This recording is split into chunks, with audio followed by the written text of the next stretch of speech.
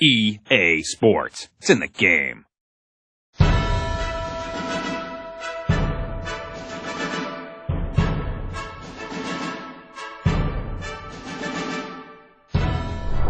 Hi, I'm Ben Haumiller. I'm Russ, and we're here with our first blog of NCAA Football 11, chilling with our man Jim Thorpe over here. Kind of talking about some of the new things we're doing this year. This is going to be the first time that we're hitting you with some new information, some new features we're doing this year. Got a lot of great stuff going into the game this year, and more importantly, it's the stuff that you wanted to see. That's what our main focus has been this year, and you'll see that in the coming weeks and months. The new things that we're doing this year are really about you, the fan, and what you wanted to see in the game. Yeah, we've gone through, our forums, gathering feedback, our live chats, reviews, everywhere that we could possibly get information that the NCAA fan, the player, wants to see in the game. And, that's kind of what we've gone out and attacked. First when we were making the game, and first what we're going to bring to you guys. Yeah, so every week you're going to see new things that we're doing, as well as get a chance to meet some of us behind the scenes that help make this game and our true passion for college football and what makes us love this game and make this not really work for us, but a great time, to put together a great game. It's going to be an exciting year. First on the list is, I think going to be probably the biggest one we talk about. It's the one I'm most excited for, yeah. So go ahead, take it away. Oh, I get to be the good guy. You get to be the good guy this time. Outstanding. For once in my life, I get to break news that people want to hear. Formation subs. It's in. They're back. It's exciting. Outstanding.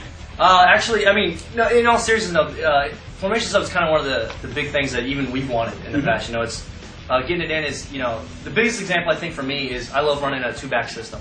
I love getting both my running backs in, and the easiest way, by far, is getting in there and setting up different formations, for my speed guy, my power guy, and kind of have them in one in I form, one in twins, and, just mix it up. And receivers, run a lot of receivers in Dynasty, want to get those young guys in the field a little bit, get them a little taste of the action, so you get a couple sets where you make sure you have them in there. So it's great to do two-back quarterbacks, too. You got a speed guy, dual threat guy, and you got a pocket passer. A couple sets where you want to mix in some options, some where you want the drop back, so you can set that up in formation subs. I mean, everything you can do in formation subs, from setting your up back on your fake punt, so you got the right guy back in there. If you're looking to rush on the end to try and block a field goal and you want your speedy guy out there, go ahead and set that up. Yeah, and what's really neat is that actually, so it's going to be in-game, kind of like it was back on PS2 and Xbox. Right, is you'll be able to change it in-game for online games, any play now or stuff like that. But the really cool part is in Dynasty, you'll be able to, and online Dynasty, you'll be able to actually go in, set it from the menu, go into game, and your formation subs will save throughout the entire year. So you can go in there and set it week 1, preseason, or keep changing it every single week. And you're set. And, you might need to go back and update it based on an injury, but for the most part, you set it once and be done with it. So that's outstanding. So we did it that way. It's not in the play call screen, so you're not burning down play clock to try and get your substitutions in there. You're able to set it up from the beginning and go from there. So the next thing we're going to talk about, autosave. Autosave's great. It's actually one of those things that I've noticed. You never notice it when it's there, right. But when it's not there, like we had, you definitely notice it. So autosave basically being that whenever you're in a dynasty, offline dynasty, or your profile, or anything, anytime anything changes, we'll basically save it for you. From settings to when you've just finished a week, you sim through a week or played through your game, or Road to Glory, finish up your game, whatever you've done. Once it's completed, it will go ahead and automatically save that file for you. Same thing with your profile, too. This is probably the biggest part of this. So, trophies. How many times have you won a trophy in the past? You get your Emerald Bowl trophy. You're so proud of your 7-6 season of the Emerald Bowl trophy. Rusty's not very good, and so he gets that trophy, and I need my trophies. I gotta have them saved. He wins this trophy. Finally, first trophy of his life.